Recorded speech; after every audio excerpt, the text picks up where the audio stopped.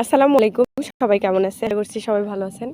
তো এই যে আমাদের গ্রামের বাসায় চলে আসছি মান্দাতে।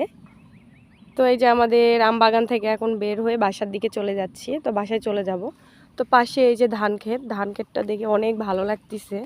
সোনালি কালার, মানে চারিদিকে যেদিকেই তাকাচ্ছি সোনালি আর সোনালি।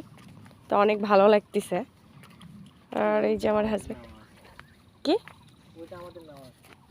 আমাদের কোনটা?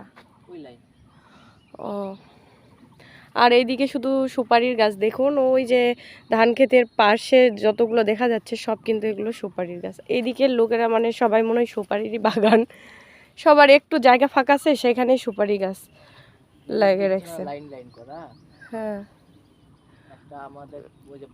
আর হচ্ছে এই যে ধান ক্ষেতের পাশে যেই পানি যায় রাস্তাতে, ওই যে হচ্ছে রাস্তাতে যে পানি দেয় ধান খেতে, সেখানেও মানুষ ধান লাগায় রাখছে। দেখুন মানুষের মাথায় কত বুদ্ধি বাঙালির।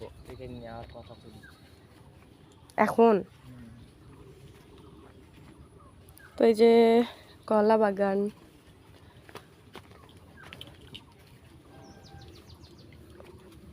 তো এভাবে গ্রামে এসে ঘুরতে কার কার ভালো লাগে অবশ্যই কমেন্টে জানাবেন। সবাই ভালো থাকবেন। আল্লাহ হাফেজ।